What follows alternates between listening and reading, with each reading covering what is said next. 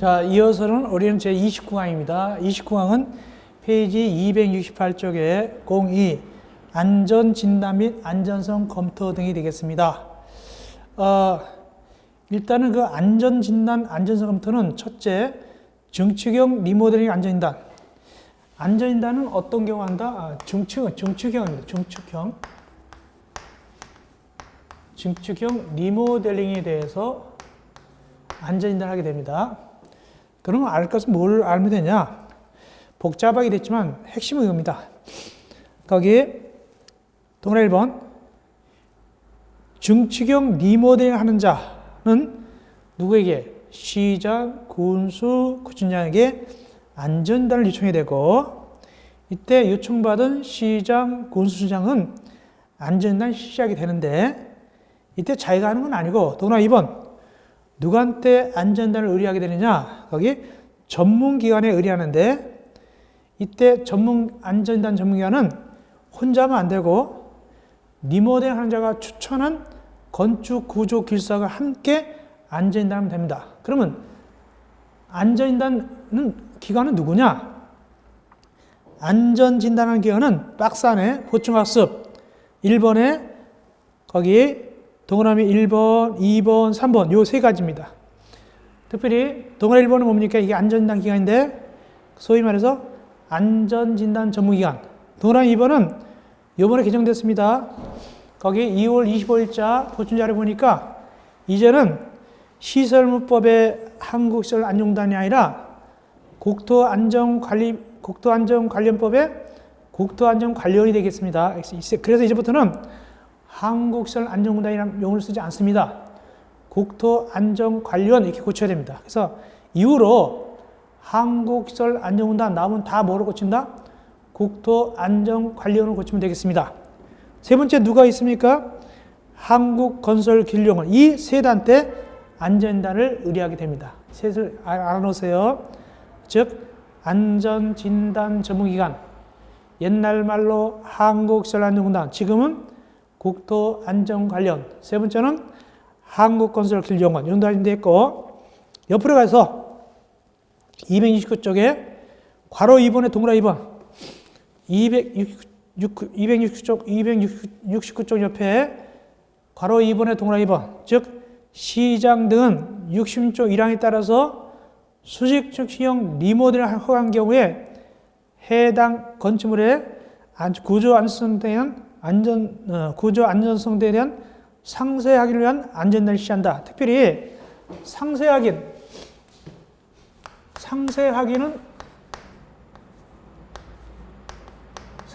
안전진단은 어떤 거에 대해서 한다고 되어 있습니까? 거기 시장 거기 66조 1항에 하는 거, 즉 관리체, 입주자, 또 누가 사용자 하는 거, 입주자, 사용자, 관리체 하는 거죠. 이럴 때 수직 증축형 할 때, 이럴 때 수직 증축형 리모델링 할 때, 수직 증축형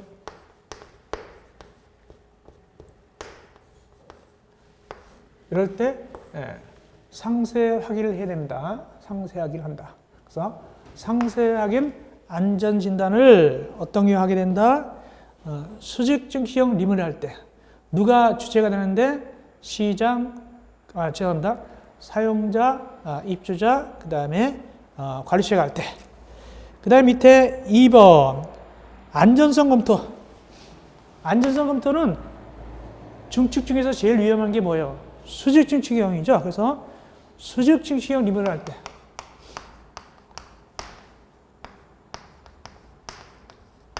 그러니까 리모델링 할 때 이렇게 위로 쌓는 거, 이거 위험하죠. 이럴 때는 안전성 검토를 해야 돼요. 안전성 검토. 누구한테 안전성 검토를 의뢰하느냐? 거기 대통령령으로 정하는 금융기관 누굴까요? 거기 대통령령으로 정하는 안전진단 기관 뭘까요? 전문기관 한국시설안전공단. 이제 뭐로 고친다? 국토안전관리원. 그 다음에 한국건설기술연구원. 이 둘한테 안전성 검토를 의뢰합니다. 수직 증축형 리모델링 할 때 국토안전관리원, 또 하나 한국건설기술연구원에 안전성 검토 의뢰한다. 이 정도 하시면 되겠습니다. 그 다음에 넘어가서 또 안전성부터 의뢰하는 경우도 있습니다. 금방 수직증칭형 리문을 했잖아요. 또 하나 어떨 때 하게 되냐? 올라가서 보니까 60조 시장구수청장이 270조구에 시장구수청장 60조 1항에 따라서 60조 1항은 뭡니까? 사용자, 입주자, 관리체가 수직증칭형 리문할 때 그때 허가 신청이 있던가 또는 안전인단 결과 국토교통부가 정하는 고시하는 설계도도 변경이 있다. 이 두 가지. 이 두 가지에 대해서는 전문기관의 안전성 검토를 또 의뢰하게 됩니다. 두 가지. 60조 1항에 따라서 수직증칭형 리문한 자의 허가 신청이 있거나 두 번째 28조 4항에 따른 안전단 결과 국토교통부장이 정하여 고시하는 설계도 변경이 있다. 이 두 가지일 때는 역시 안전성 검토를 의뢰하게 되겠습니다. 절차. 이렇게 안전성 검토 의뢰받으면 며칠 내에 끝내줘야 되냐? 의뢰 반납부터 30일 내에 끝내야 되고 다만 연장도 할 수 있어요. 며칠 연장할 수 있습니까? 20일 범위에서 거기 한 차례 연장할 수 있습니다. 20일 범위에서 한 차례 연장 이렇게 하시면 되겠습니다. 비용 부담, 동그라미 2번. 이때 비용이 들어가는데 안전성 검토 비용 부담은 전부나 일부를 리모델링을 하는 자에게 부담하게 할 수 있다. 누가? 시장, 군수, 주장 이렇게만 하시면 되겠습니다. 그렇게 하시면 되겠습니다. 이어서 03 밑에 리모델링 기본계획 중요합니다. 거기 18회 작년에도 나왔죠? 작년에도 나올 수 있다고 중요하다고 그러는데 나와버렸어요. 또 나올 수도 있습니다. 거기 리모델링 기본계획 아주 중요합니다. 작년에도 얘기했어요. 중요합니다. 쉽게 나올 때 꼭 나옵니다. 그렇게 얘기했습니다. 요 리모델링 기본계획은 중요하고 나온다면 쉬운 문제로 나올 때 중요하기 때문에 꼭 맞아야 됩니다. 보겠습니다. 상세하게 봐야 됩니다. 리모델링 기본계획 중요하다. 첫째, 누가 수립하느냐? 특별시장, 광역시장, 대도시장이 수립합니다. 몇 년 단위나 꼭 외우세요. 10년 단위로 수립합니다. 10년 단위로 수립한다. 10년 단위로 수립하게 되겠습니다. 올라가서 박스 내용, 요거는 리모델링 기본계획 내용입니다. 참고로 보시면 됩니다. 리모델링 기본계획 내용, 기억, 계획의 목표 및 기본 방향, 니은, 도시 기본계획 등 관련 계획부터 등등 참고로 보시면 되겠고, 동그라미 2번, 세대수 증가형 리모델링에 따른 도시 감을 우리가 적었다. 즉, 이 리모델링 기본계획은 세대수 증가형 리모델링 할 때 세우는 거예요. 리모델링 기본계획은 세대수 증가형 리모델링 할 때 이 기본계획 세우는데 설사 세대수 증가형 리모델링 하더라도 과밀 우려가 적겠다 그러면 안 세울 수도 있어요. 어떤 경우에 안 세울 수 있냐? 보충하우스. 거기 박스만 읽어보면 됩니다. 거기 그냥 읽어보세요. 이럴 때는 안 세울 수 있다. 됐고. 그 다음에 밑에 동그라미 3번. 이건 반대요. 원래 누가 리모델링 기본계획 세웁니까?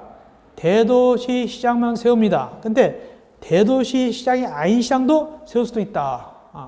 원래 대도시 시장만 세운다 아까 했어요. 근데 대도시가 아닌 시장도 세울 수 있다. 왜?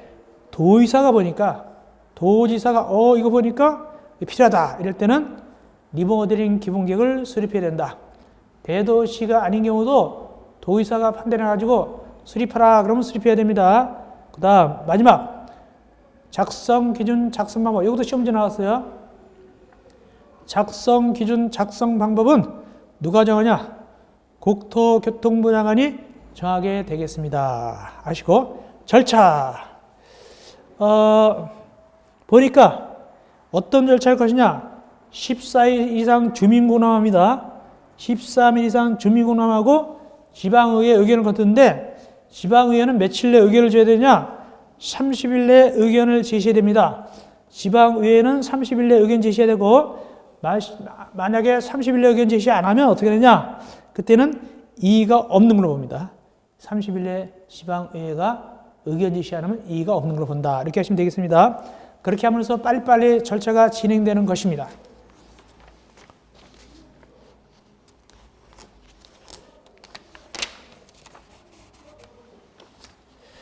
그 다음에 나머지 최선 읽어보시면 됐고, 올라가서 272쪽. 특별시장 등은 니보된 기본을 수립하고 변경할 때는 관계 행정위원회 협의하고 또 도시계획 심의를 거칩니다. 특별히 시도 도시계획위원회 또는 시군구 도시계획 심의를 거치게 되는데 특별히 관계 행정위원회 협의 요청 받으면 며칠 내에 의견 줘야 되느냐? 30일 내에 의견을 줘야 됩니다. 30일 내에 의견 줘야 되고, 그 다음에 대도시장이 리본되는 기본계획을 세우거나 변경할 때는 누구의 승인 받느냐? 도지사의 승인을 받아야 됩니다. 대도시장은 리모델링 기본계획을 수립하거나 변경할 때는 도지사 승인 받아야 됩니다. 그것도 하시기 바랍니다. 다음, 거기 3번 고시 등, 거기 동그라미 2번 중요합니다. 특별시장 등은 몇 년마다? 5년마다 리모델링 기본계획 타당성을 검토해서 리모델링 기본계획에 반영하여야 한다. 이거 꼭 외우세요. 5년마다. 다음, 밑에 4번 세대수 증가형 리모델링 시기 조정. 여기저기서 세대수 증가형 리모델링 하면은 임시로 이사 가야 되기 때문에 주택난이 생길 수도 있고 복잡해져요. 그래서 그 국토교통부 장관이 조정 역할이에요. 국토교통부 장관이 거기 조정하도록 요청할 수 있습니다. 누구한테 요청하냐니까 국토교통부 장관 누구한테? 특별시장, 광역시장, 대도시장에게 변경하도록 요청할 수 있고, 또 시장, 군수청장한테는 세대수 증가형 리모델링 계획 사업계획 승인 또는 허가의 시기를 조정하도록 요청할 수 있어요. 그래서 국토교통부 장관이 특별시장, 광역시장, 대도시장한테는 리모델링 기본계획을 좀 변경해라고 요청할 수 있고, 또 국토교통부 장관이 시장, 군수청장한테는 세대수 증가형 리모델링의 사업계획 승인 또는 허가 시기를 조정하도록 요청할 수 있습니다. 그러면서 한꺼번에 안 하게끔 하려고 이렇게 분산해서 하려고 그런 뜻이 들어있습니다. 또 밑에 2번 시도의사는 누구한테? 대도시장에게 리모델링 기본계획을 변경하도록 요청할 수 있고, 또 시도의사가 시장, 군수주장한테 세대수 증가형 리모델링의 사업계획 승인 또는 허가 시기를 조정하도록 요청할 수 있습니다. 자, 이렇게 함으로써 한꺼번에 공사가 진행되므로 주택난이 심해지거나 이런 걸 막게 되는 것이죠. 그러니까 순차적으로 하거나 이렇게 나눠서 하게 되겠죠, 공사를. 이어서 273쪽 위에 5번 리모델링 지원센터. 여기 시험제 간단하게 나왔습니다. 리모델링 지원센터는 누가 설치 운영하는가? 시장, 군수, 구시장 이렇게 나왔습니다. 이거 읽어보시면 되겠고, 특례, 공동택 리모델링한 특례입니다. 공동택 리모델링한 특례. 거기 리모델링에서 전유 부분이 면적이 늘거나 줄어드는 경우에도 집합공부상 대지 사용권은 변하지 않는 걸 본다. 그러니까 자기 평수가 20평인데 3평을 리모델링했어요. 그렇다고 해서 대지 지분이 늘어나는 건 아닙니다. 대지 지분은 똑같아요. 대지 사용권은 변하지 않는 걸 본다. 그러나 다만 세대수 증가형 리모델링, 세대수 증가할 때는 증가되는 세대에도 대지 지분 줘야 되니까 이때는 그 권리 변동 계획에 따라서 대지 지분이 변경될 수가 있습니다. 그런 뜻이 돼 있고, 또나 2번 일부 공유 부분을 갖다가 전유 부분으로 변경했어요. 공유 부분이 적어지겠네. 공유 부분을 전유 부분으로 변경해서 전유 부분 면적으로 변경했으니까 그럼 공유 부분 면적이 적어지면 그럼에도 불구하고 집합권법상에 그 공유 면적은 변하지 않은 겁니다. 실제로는 공유 부분이 변경됐지만은 규정상은 그냥 변경되지 않은 걸로 봅니다. 옛날 걸로 봅니다. 그냥 옛날 걸로 봅니다. 임시로 변경한 거니까 이 리모델링은 임시라는 거랑 똑같아요. 우리 코 높이는 거랑 똑같아요. 사실상 그렇게 보시면 되겠습니다. 그 다음에 동그라미 4번입니다. 임차 계약 당시 다음 어느 해당의 사실을 임차 내에 고지한 경우로서 60조 1항 2항에 따라서 리모델링 허가를 받은 경우는 리모델링 건축에 대해서 임대차 계약에 관한 주택임대차법법 4조 상가물 임대차법 9조 1항을 제외하지 않는다. 한마디로 말씀드리면은 이런 거예요. 예를 들면은 원래 임차인들은 주택임차 보급상 몇 년을 보장받습니까? 요즘 4년 보장받죠. 2년에서 4년 보장받게 되는데, 근데 보장 못 받는단 말이죠. 왜? 미리 임차인이 고지했어요. 여기가 리모델이 될 겁니다. 라고 알려줬어요. 그리고 임차인은 알고 들어왔잖아요. 근데 뭐 2년, 4년 보장을 할 수 있다? 그거 뭐 안 해준다는 뜻입니다. 알고 들어왔는데 어떻게 보장해줍니까? 안 나가겠어? 그러면 안 됩니다. 나가야 됩니다. 그런 의미들이 들어있다면 아시면 되겠습니다. 그 다음에 우리 앞에서 배웠다시피 214조 위에 동그라미 5번 리모델 대자본 말이죠. 인가받죠? 누구한테 인가받습니까? 시장 공수구청에다 인가받고 또 여기 등기를 해야 됩니다. 등기할 때 선입한다. 다른 점 몰라도 리모델링 대자 법인격은 도시 및 주관적인법을 준용해가지고 설립인가 반납부터 30일 내 주된 사무소 소지지에 등기함으로써 선입합니다. 리모델링 대자본 등기까지 가야 됩니다. 그래야지 선입한다. 윤도하시면 되겠습니다. 그 다음에 7번 부정행위 금지. 돈 받아먹고 하면 그런 건 안 된다는 뜻이죠. 그런 거 읽어보시면 됐고요. 예. 이어서 보측. 협회가 있습니다.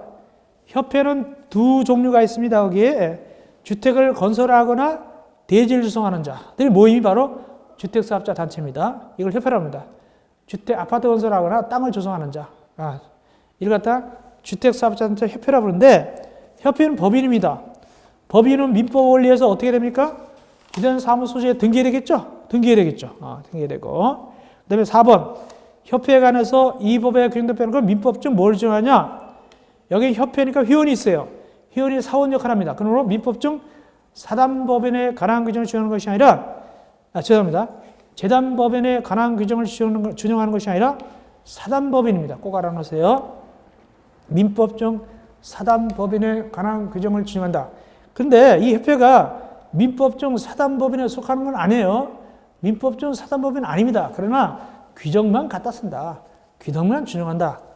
재단법인 준용하는 것이 아니라 사단법인 준용하면 돼 있고, 이때 이 협회를 만들려고 그러면 원래는 주무관 적어봤죠. 법인은. 그러나 여기는 인가받습니다. 누구한테 인가받느냐? 국토교통부 장관한테 인가받습니다. 인가받기 위해서는 발기인이 몇 명 이상이냐? 50인 이상이 되겠습니다. 50인 이상. 그렇게 하시면 되겠습니다.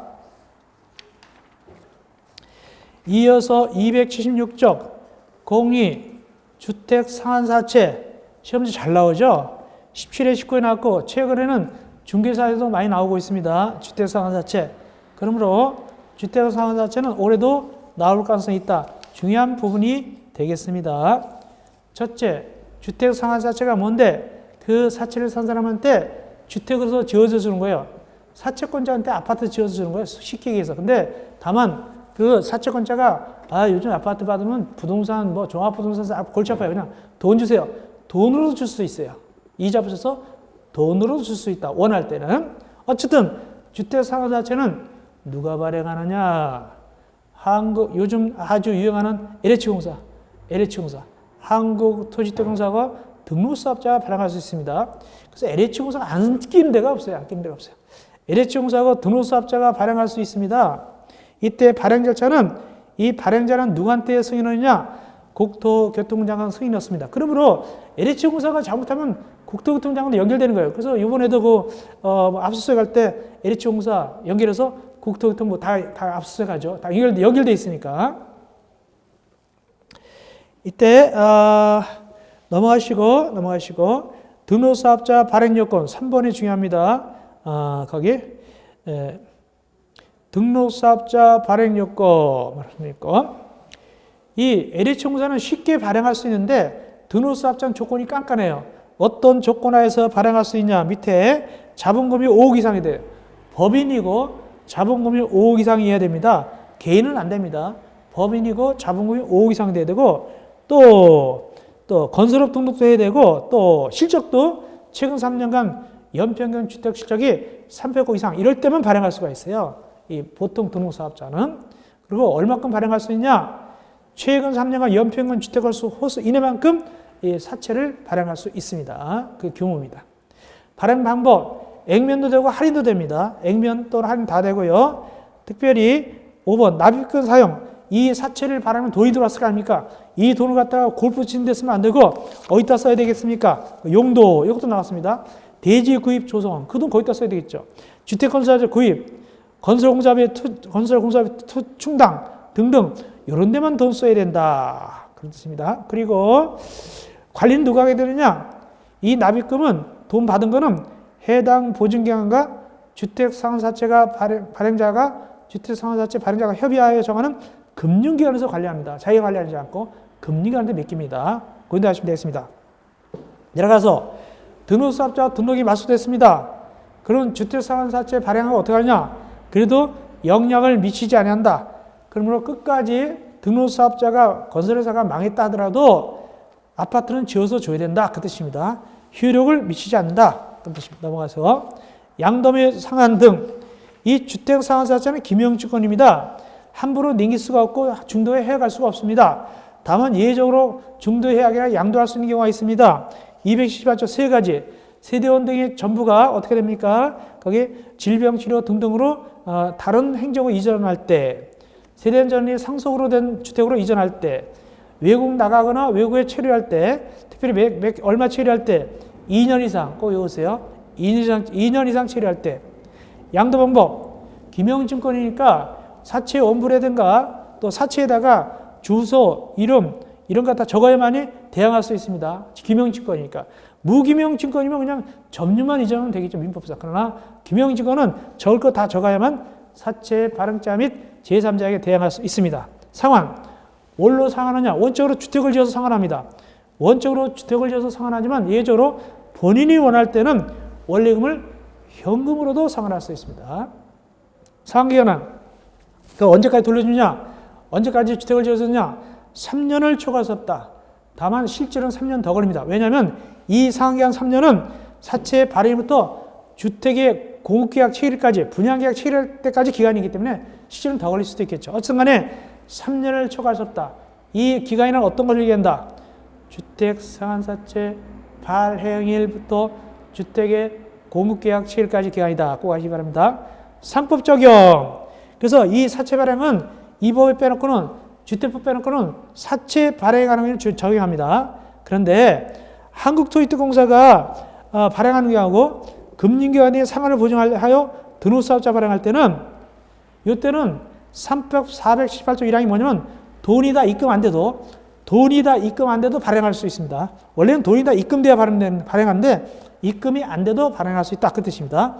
한국토지특공사가 발행하거나 등록사업자가 발행하는데 은행이 보증할 때 그럴 때는 전체 돈이 다 입금이 안 된다 하더라도 발행할 수 있다. 그런 뜻입니다. 여기까지 주택을 상환자치고 시험지에 나올 확률이 좀 높습니다. 이어서 279조 03 국민주택 사업특별회계 이건 요 정도 알면 됩니다. 주체가 누구냐? 국민주택 사업특별회계 주체 누구냐? 지방자치단체입니다. 돈을 어떻게 조성하느냐? 거기 1번부터 8번까지. 요거 옛날에 노무현 정부 때 나온 적이 있습니다. 뭐가 나왔냐면 종합부동산세로 조성된 자금. 거기 종합부동산세 조성 자금 없죠. 그것이 답이었습니다. 아닌 거. 그게 답이었습니다. 그런데 보시면 되고 운영은 읽어보세요. 누구한테 보고합니까? 거기 지방자치단체장은 분기가 끝나는 달에 다음 달 20일까지 국토교통장을 보고해야 된다. 그 정도 하시면 되겠습니다. 네. 기타상 280조 토지 임대부 분양대 매우 중요합니다. 아주 중요합니다. 최근에 토지 임대 분양대는요 중개사도 많이 나오고 우리도 많이 나왔습니다. 굉장히 중요한 내용이 되겠습니다. 토지 임대부 분양택 보겠습니다. 토지 임대부 분양택이란 뭐냐? 건물은 분양만 자 건데 땅은 사업자에게 그대로 있는 겁니다. 그러므로 땅 사용료를 내는데 그것이 임대료입니다. 토지 사용료를 내야 되죠. 그래서 건물은 자기 건물인데 땅은 사업체 거다, 시행자 거단 말이죠. 그러니까 땅을 빌려 쓰는 거예요. 이게 토지 임대 분양택인데 가격은 싸게 주고 샀어요. 왜? 반값 샀어요. 왜냐면 그러니까 땅값은 안 냈으니까 아파트를 싸게 샀죠. 그런 뜻입니다. 그러므로 토지를 빌려 쓰는 거니까 원래 시행자하고 원래 사업체하고 그 다음에 이 건물 소유자 간에 토지 임대료에 대한 계약을 해야 될 거 아닙니까? 어떻게 얼마씩 주겠다. 계약이 이것이 바로 임대차 관계, 법률 관계가 되겠습니다. 자, 임대차 계약. 그래서 한번 맺으면은 40년 이내로 한다. 토지 임대차 기간은 40년 이내로 한다. 이때 소유자, 아파트 분양받자 70% 이상, 75% 이상의 계약갱신 요구할 때는, 청구할 때는 40년 범위에서 갱신할 수 있다. 최당 80년까지 그 땅을 빌렸을 수 있네요. 아파트가 올라갈 수 있네요. 니은이 가장 중요합니다. 니은이 가장 중요합니다. 이것이 임대차 계약인데, 토지에 대한 임대차 계약인데도 불구하고 무엇이 설정된 걸 보냐? 거기 보니까 지상권이 설정된 겁니다. 이거 시험 문제 제일 많이 나왔습니다. 지상권이 설정된, 물권이 설정된 걸로 봅니다. 강력한 효력을 줍니다. 임대차 계약은 채권이지만 설사 이것이 채권 계약을 했다 하더라도 물권적 효력을 줍니다. 그 다음에 디귿, 표준 임대차 계약서를 사용해야 된다. 왜? 이 사업주체가, 시행자가 갑질할까 봐 표준 임대차 계약서를 사용해야 됩니다. 그 다음에 토지 임대 분양택을 양수한 자 또는 상습한 자는 임대차 계약을 승계한다. 그래서 A라는 사람이 301호를 갖고 있었는데 팔았어요. B가 사왔어요. B가 샀는데 다시 와서 또 임대차 계약, 토지 임대차 계약을 체결할 필요가 없어요. 또 할아버지가 돌아가셨는데 그 자손들이 상습받았어요. 할아버지 명의로 임대차 계약, 토지 임대차 계약이 있었는데 굳이 또 승계받은 거니까 굳이 또 다시 또 계약을 체결할 필요가 없어요. 승계가 되는 거니까. 토지 임대료. 그래서 토지 임대 분양택은 토지 임대료를 갖다가 내야 되는데 얼마를 주게 되냐? 거기 니은 월별 임대료 원칙. 다달해주는 게 원칙이에요. 월별 임대료가 원칙인데 토지 소유자하고 주택을 공급한 자, 즉 사업체가 합의하면은 임대를 보증금으로 전환할 수도 있어요. 임대를 보증금으로 전환할 수 있어요. 그러니까 임대를 조금 내고 보증금 많이 낼 수도 있어요. 사정이 되면. 그때 임대를 보증금으로 할 때는 이자를 많이 쳐줘야 돼요. 얼마 쳐주냐? 3년 만기 정기금 평균 이자를 이상해야 된다. 그래서 누굴 보호하려고? 이 건물 소유자를 보호하려고 보증금을 올리면 이자를 더 많이 쳐준다. 그만큼 월 임대를 깎아준다. 3년 만기 정기금 이자를 그만큼 이상 돼야 된다. 그런 얘기입니다. 그 다음에 니은 제일 밑에 토지 임대 분양택에 대해서 이 법, 주택법 정하지 않았으면 어떤 법 순위냐? 집합 건물의 소유미 관련 법률 민법 순으로 적용한다. 이렇게 되겠습니다. 자, 토지 임대료 결정. 참고로 보면 되겠는데 거기 1번에 동그라미 1번 공공택지에 토지 임대 건설할 때는 공공택지는 좀 싸겠죠. 그래서 조성 원가에다가 3년 만기 정기금 이자를 적용한 금액 이걸로 결정하면 되겠습니다. 그래가지고 12로 나눕니다. 매월 내는 거니까. 그래서 원가에다가 3년 만기 정기금 이자를 적용해가지고 거기에 12로 나눠가지고 월 임대료 정하고 공공택지가 아닌 거 요건 약간 비싸겠죠. 민간택지니까. 그거는 감정평가금입니다. 원가가 아니라 감정평가 금액에다가 3년 만기 정기금 이자율을 붙여가지고 어떻게 한다? 임대를 결정한다. 물론 12로 나눕니다. 매달 하기 때문에 12로 나눕니다. 그렇게 결정은 될 것이다. 가장 중요한 거 거기 2번이 중요합니다. 이거 외우세요. 토지 소유자는 위 1 기준에 따라서 토지 임대택을 분양받은 자와 토지 임대료에 관한 약정, 즉 토지 임대료 약정에 체결했으면 몇 년이 지나기 전에는 증액할 수 없다. 올릴 수 없다. 2년입니다. 2년. 꼭 외우세요. 2년이 지나기 전에는 증액을 할 수 없다. 2년이 1년 만에 올리면 안 돼요. 2년이 지나야 올린단 말이죠. 누굴 보호하려고? 을을 보호하려고. 2년입니다. 1년이 아니라 꼭 외우시고. 두 번째, 올린다 하더라도 2번, 3번입니다. 2년이라 할 때 올리면 얼마나 올리냐? 여기 여러 가지를 고려해서 증액률을 산정하되 주택임대차법 시행령에 따른 거기 차임 등의 증액 청구 한도비를 초과해서 안 된다. 주택임대차법은 얼마로 되냐면 20분의 1입니다. 20분의 1. 20분의 1 넘도록 하면 안 된다는 뜻입니다. 한 번 올릴 때 20분의 1을 넘도록 증액하면 안 된다. 올리려면 언제 올려야 된다? 2년이 지나야 올린다. 꼭 중요합니다. 꼭 알아놓으세요. 그 다음에 281쪽 거기 토지 임대분양택의 재건축입니다. 재건축.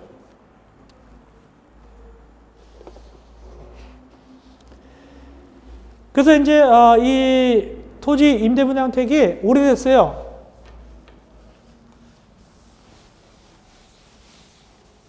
여기 이미지를 요건 안 했어요, 우리가.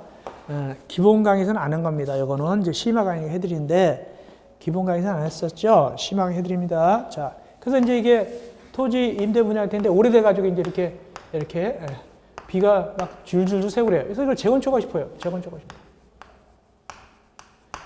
그래서 이걸 다시 이렇게 이제 재건축을 하게 된 거예요. 이걸 다시 이렇게 멋있게 다시 지었다. 이렇게 재건축했어요. 이걸 했어요. 이렇게 지었어요. 그럼 근본적으로 우리 옛날에 뭐죠? 어찌간에 근본적으로 뭐다? 토지 임대분양택이 되잖아요. 토지 임대분양택인데 재건축했다. 재건축하면 정상 분양택이냐? 그래도 토지 임대분양. 그래도 토지 임대분입니다. 재건축했다고 해서 이게 변하는 건 아니에요. 성질이 변하는 건 아니에요. 여기도 토지 임대부, 이것도 토지 임대부입니다. 그 뜻입니다. 일단 성질이 변하지 않아요. 봅시다. 토지 임대부 분양택의 소유자가 임대차 계약이 만료되기 전에 도정법상, 기타 법상에 있어서 거기 재건축할 때, 그러니까 도시및 주거환경정비법상 재건축할 때 집합 건물에 관한 40조, 49조까지의 동의를 받아서 재건축할 수 있다. 이게 얼마냐면 거기 집합건물법 48조, 거기 47조 이런 얘기 나오죠. 거기 얼마냐면은 5분의 2 이상 결의입니다. 5분의 4. 5분의 4 결의합니다.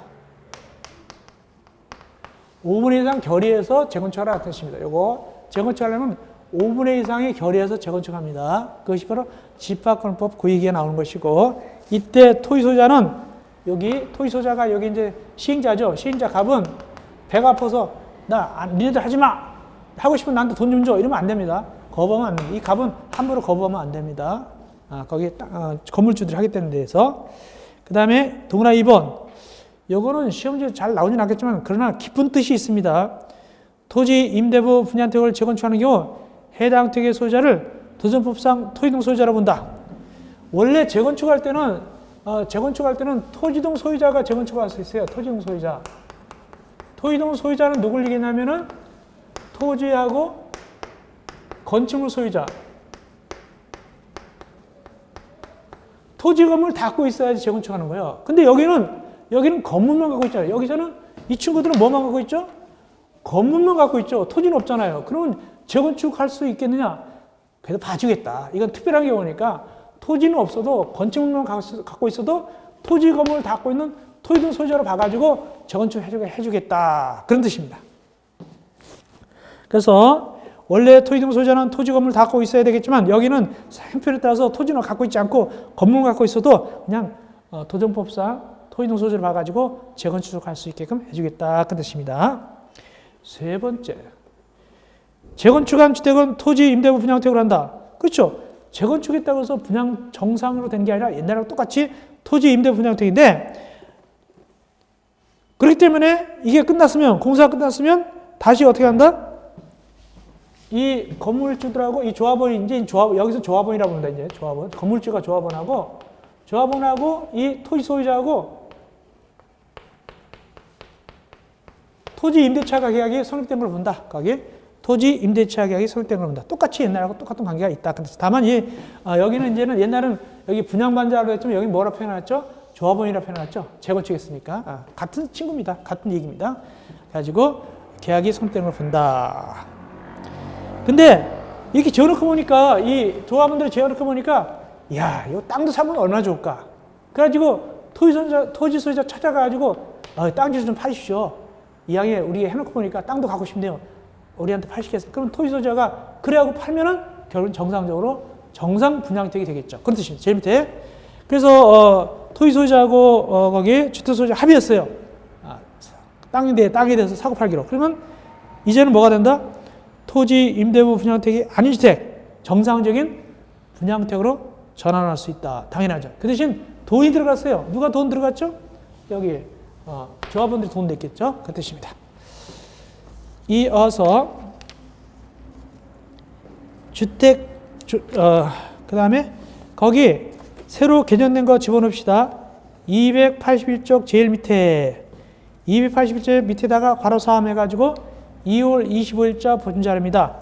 괄호 3 토지 임대부 분양택의 공공매입 토지 임대부 분양택을 공급하는 자가 토지 임대부 분양택을 양도하는 경우는 거기 대통령령으로 정한 바에 따라서 한국토지특공사에 매입을 신청해야 된다 등등하고 읽어보시면 되겠습니다. 그건 무슨 소리냐면은 여기 이제 이게 여기 예를 들어서 여기 이제 여기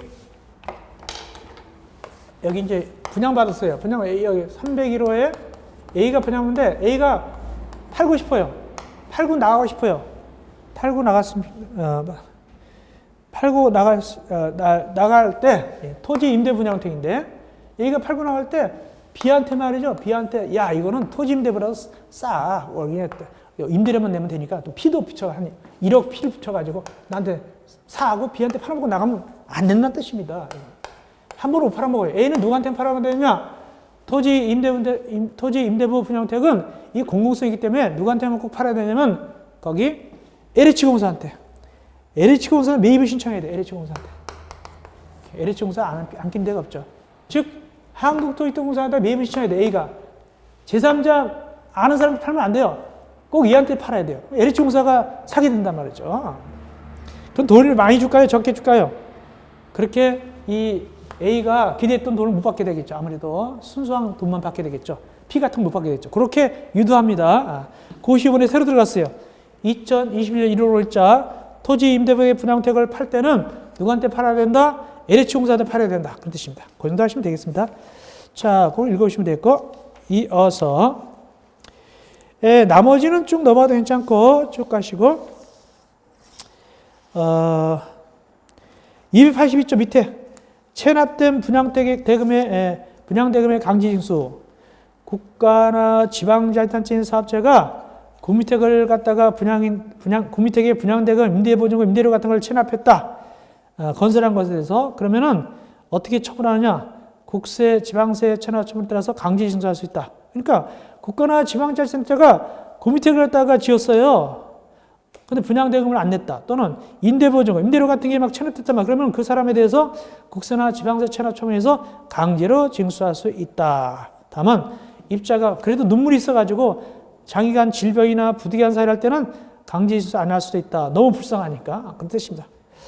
자, 그렇지 않고 이 강제징수 안 하게 되면 세금처럼 안 보면 일반 민사소송으로 가가지고 소송을 제기해야 돼요. 분양대금 반환 소송인가 임대보증금 내라 이행 소송 내야 된다 막 이렇게 복잡하게 안 해도 되고 세금 걷듯이 하면 된다는 뜻입니다.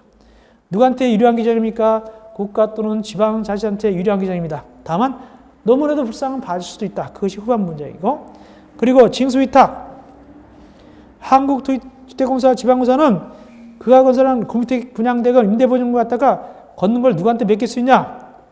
소재지를 관할하는 시장 군수국장한테 징수를 위탁할 수 있습니다. 그러면 그 위탁받은 시장 군수국장은 공짜로 해준 건 아니라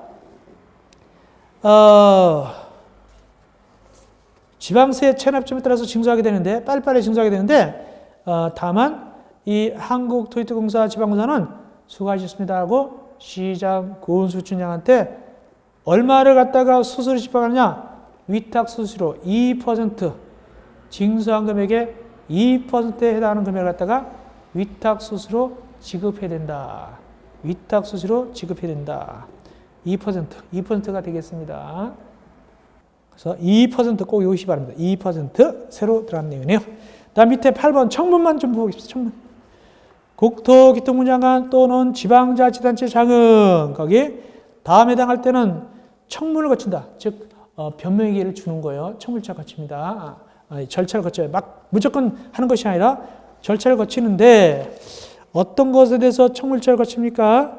거기 1번 주택건설 사업등록 말소, 2번 주택조합 설립과 취소, 3번 사업계획 취소, 4번 행위와 취소 이 네 가지에 대해서 청문 절차를 거쳐야 된다를 보시면 되겠습니다. 다만 16조 3항이 아니라 뭐라고 치냐면 16조 사항 3번에 16조 3항이 아니라 16조 4항으로 고치면 되겠습니다. 그 다음에 284조 마지막 벌칙정에서 공무원 의제, 즉 거기 감염을 수행하는 자, 품질 정원나 위원 중 공무원이 아닌 자 등등 세 가지는 공무원이 아니다 하더라도 돈을 받아 먹으면 공무원이 받은 것처럼 뇌물죄로 엄격하게 처벌하겠다. 그런 뜻이 바로 9번의 벌칙정에서 공무원 의제, 뇌물죄로 처벌합니다. 공무원처럼. 이것이 민간이라 하더라도 요일하다가 돈 받아 먹으면 그런 뜻입니다. 다음 벌칙. 벌칙에 있어서는 거기 286쪽에